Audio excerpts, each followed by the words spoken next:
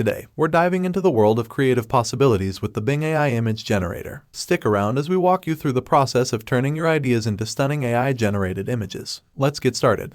First things first, head over to bing.com/create to unlock the power of the AI image generator. Click on Join and Create after signing in with your Microsoft account. Explore the prompts and examples to spark your creativity.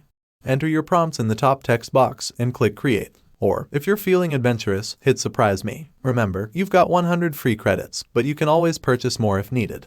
Watch in awe as Bing works its magic. Each image generation costs 1 credit. Check out the creation column for a gallery of your AI-generated masterpieces. Click to view specific details like size, format, and more. Once you've found the perfect image, click Share, Save, or download to store it locally. If you want to take it a step further, customize your design on the Microsoft Design page. Experiment, tweak, and make it uniquely yours.